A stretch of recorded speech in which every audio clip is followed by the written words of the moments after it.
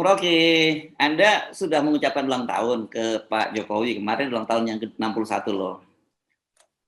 Ya, sebagai presiden tentu kita ingat hari lahir beliau itu, dan itu akan ada dalam sejarah. Jadi selamat ulang tahun dan berbahagialah dalam keluarga, berupaya untuk sebagai pemimpin memberitahu bahwa bertambahnya usia mestinya bertambahnya kebijakan. Nah, orang yang bijak itu harusnya mandiri tuh, bukan diatur-atur oleh orang lain. Ya. Tapi ada yang spesial ucapan ulang tahun itu datangnya dari Pak Luhut. Nah, saya kira ini menarik karena kemudian ternyata di sini ini pengakuan dari Pak Luhut ini luar biasa. Yang dia biasa Pak Luhut memuji-muji Pak Jokowi dan itu berkali-kali disampaikan bahwa dia itu bisa diterima oleh kepala negara atau petinggi-petinggi negara lain itu ya karena wibawa Pak Jokowi. Dan gitu Pak Luhut selalu menyebutnya begitu. Dan Indonesia ini di bawah Pak Jokowi ini luar biasa sekali. Ini klaimnya Pak Luhut ya, Anda boleh nggak sepakat gitu. Tapi yang paling menarik adalah pernyataan dari Pak Luhut bahwa dia tahu bahwa dia itu selalu dilindungi, berkali-kali dilindungi oleh Pak Jokowi dan dengan cara itu memindah-mindahkan posisi dia gitu. Kata dia memang nggak pernah disampaikan oleh Pak Jokowi, tapi dia tahu itu gitu sebagai orang yang sudah bersahabat cukup lama sejak jadi Pak Jokowi masih jadi pengusaha di Solo dulu, kan? Itu Pak Jokowi rupanya ngerti lah dengan tanpa diucapkan bahasa tubuh Pak Jokowi itu Pak Luhut sangat ngerti. Nah ini menarik ini karena kalau udah menyinggung dia dilindungi ini kan berarti ada yang menyerang Pak Luhut kan gitu. Itu yang saya mau bilang tuh, kalau ada psikolog akan tanya tuh, ya. Dilindungi dari siapa dan dilindungi karena apa itu.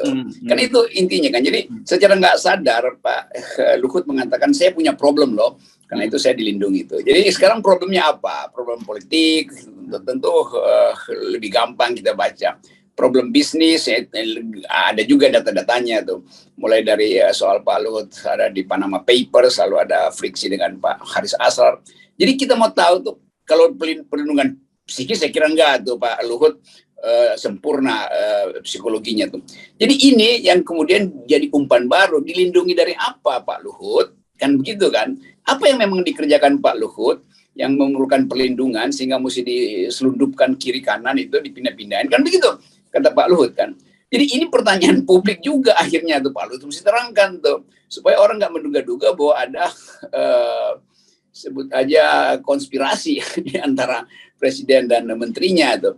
Ini hal yang serius nih. Kita mau tunggu kejelasan itu. Justru kenapa Pak Luhut yang buka duluan. Itu satu poin. Poin berikutnya adalah kita baca memang panjang Pak Luhut menerangkan. Tetapi selalu ada gium. Kalau pujian itu datang dari dalam, itu bukan pujian kan. Mestinya orang luar yang memuji misalnya. Orang luar melihat bagaimana Pak Luhut dan Pak Jokowi. Kalau Pak Luhut sendiri menerangkan kami dekat sekali itu.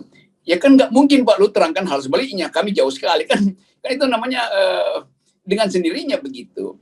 Jadi dua hal mesti kita baca bahwa Pak Luhut berupaya untuk mempromosikan Pak Jokowi. Nah kalau Pak Luhut berlebih mempromosikan itu artinya Pak Jokowi memang sedang jatuh nilainya kan. Oh Pak Jokowi hebat iya. Kalau memang faktanya ada begitu ngapain diucapin lagi. Jadi pujian berlebihan itu justru menunjukkan bahwa Pak Jokowi tidak sebagus itu kira-kira tuh. Kalau dia bagus ya udahlah biasa-biasa aja lah. Tidak seindah warna aslinya gitu ya kalau minjem iklan dulu ya. Itu kira-kira. Ya. Jadi saya lakukan pengamatan psikologi ya, bukan komentar politik. Ya. Tapi ya indah aja sebagai sahabat tentu Pak Luhut mau mengucapkan itu.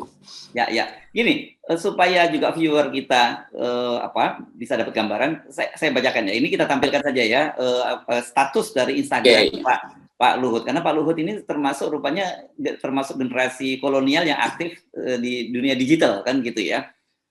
Jadi begini, jadi Luhut Panjaitan ini tidak mudah mencari pemimpin seperti Presiden Jokowi. Ini yang ditulis di akun Instagramnya Pak Luhut. Dia menyatakan 8 tahun lamanya sejak saya diberikan kepercayaan untuk menjalankan tugas sebagai menteri di bawah kepemimpinan Presiden Jokowi, jadi memain Pak Jokowi, saya menyadari bahwa ada rasa percaya yang cukup besar ketika melihat keteladanan dan dalam memimpin yang beliau tunjukkan. Hal itu tidak berubah sejak dulu saya mengenal beliau belasan tahun yang lalu. Pak Jokowi tidak pernah punya kepentingan pribadi dan dalam jabatannya sebagai Kepala Negara Republik Indonesia. Wah, keren banget ini, ada kepentingan pribadi ini. Pun demikianlahnya para pemimpin negara yang saya temui, mereka semua selalu menyampaikan apresiasi dan rasa hormat kepada Presiden Joko Widodo.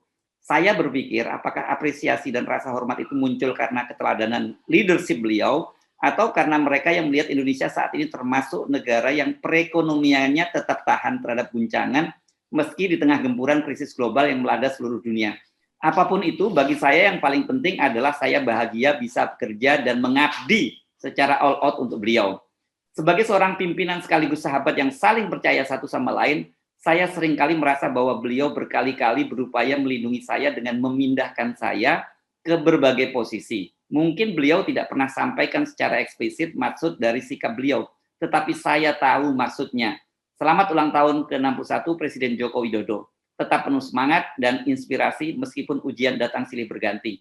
Semoga Tuhan Yang Maha Esa selalu memberikan berkat kesehatan, kebahagiaan, dan kesuksesan dalam memimpin Ibu Pertiwi. Wah, ini dahsyat ini kalimatnya, Bung Rocky. Ini dua hal ini. Kalau kalimat itu didengar Ibu Mega merasa ini saya yang disindir ya. Karena saya yang Pak Jokowi melindungi Luhut dari kritikan PDIP. Kan begitu jadinya kan. Jadi memang Pak Luhut ada problem dengan PDIP dari awal tuh. Maka dilindungilah dia oleh Presiden. Kan cuman itu tafsirnya tuh. Yang kedua, bayangin misalnya kalau Erick Thohir yang menulis kalimat semacam itu, nggak ada orang yang percaya kan bahwa Erick Thohir kok tahu dari mana, baru aja jadi belum lama bergaul dengan Pak Jokowi. Demikian juga Erlangga segala macam, atau Pak Prabowo tuh. Kalau Pak Prabowo yang puji-puji, mungkin Pak Prabowo merasa itu berlebihan kalimat itu tuh. Tapi kita anggap aja bahwa akhirnya ada favoritisme tuh. Menteri-menteri yang lain pasti cemburu pada Pak Luhut. Karena dengan pengakuan itu, menteri-menteri yang lain pasti langsung ambil kesimpulan, berarti kami ini digeser karena bisikan Pak Luhut ya. Kan begitu kan? Di reshuffle karena, jadi Pak Luhut ada bagian yang ikut mereshuffle. Ini bahayanya kalau kalimatnya terlalu panjang dan itu semacam umpan untuk dianalisis oleh para psikolog atau para pengamat. Saya cuma dari samping-samping aja menganalisis.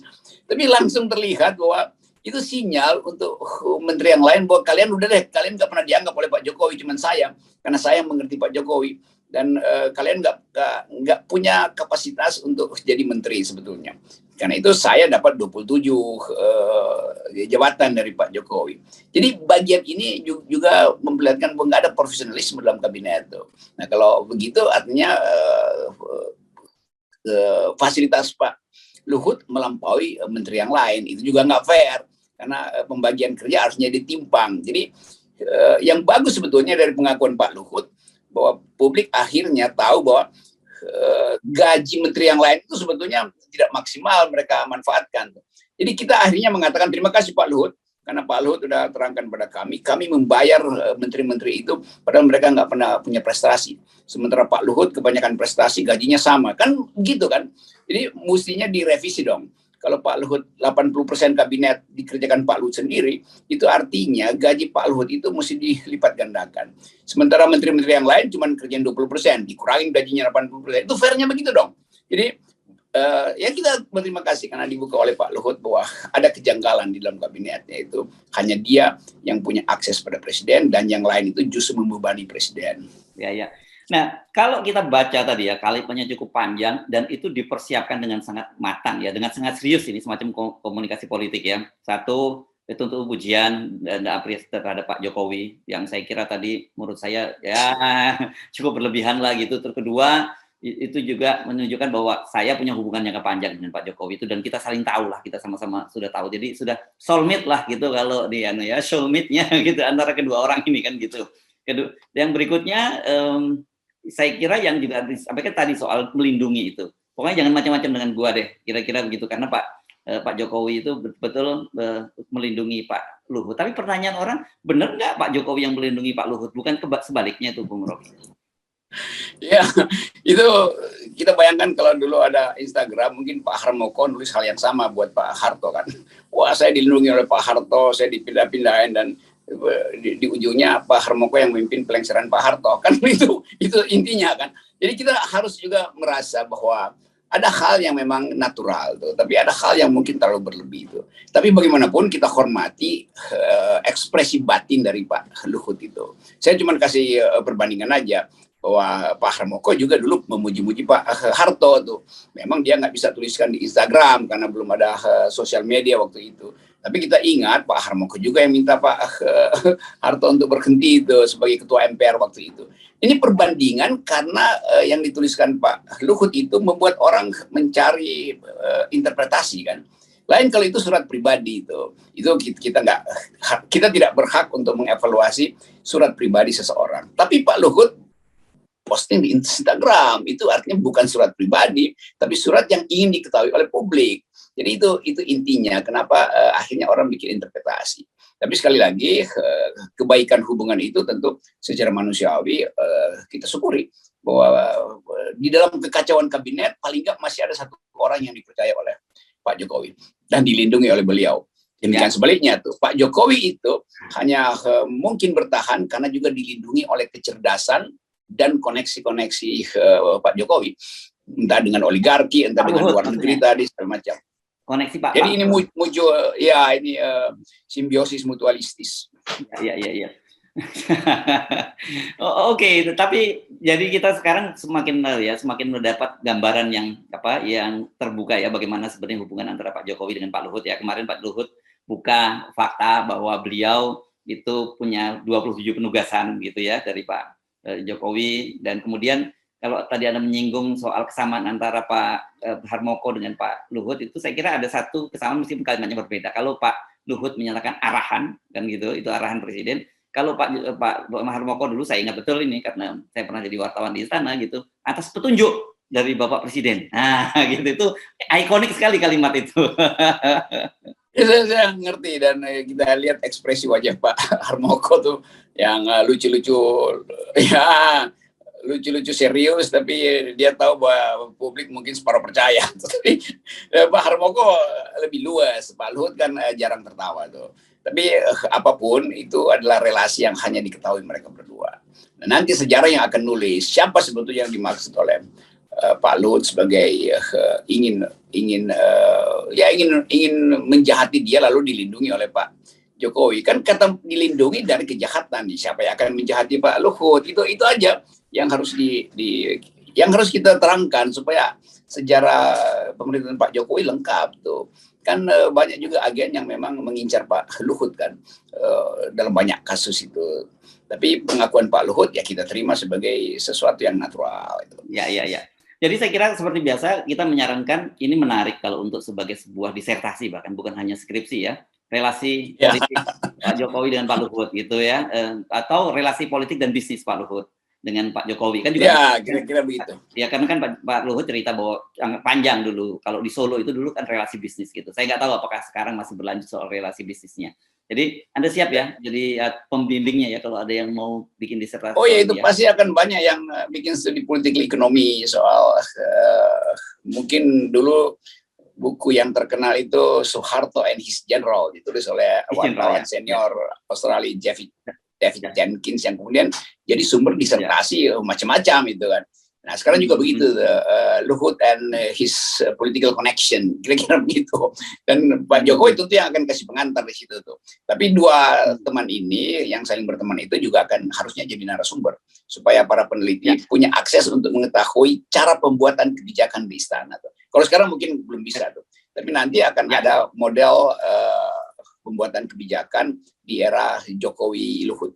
Yang lain pasti nggak dianggap kan. Jadi dianggap aja bahwa sebetulnya secara real politik Indonesia dan kebijakan publik Indonesia itu adalah hasil kolaborasi antara kematangan Pak Luhut dan wisdomnya Pak Jokowi. Jadi Joko Luhut nanti itu sebetulnya tuh. Oke, terima kasih Bung Rocky. Dan selalu walaupun nggak langsung berkaitan itu tetap saja ada hubungannya dengan 0% saya kira. Pasti.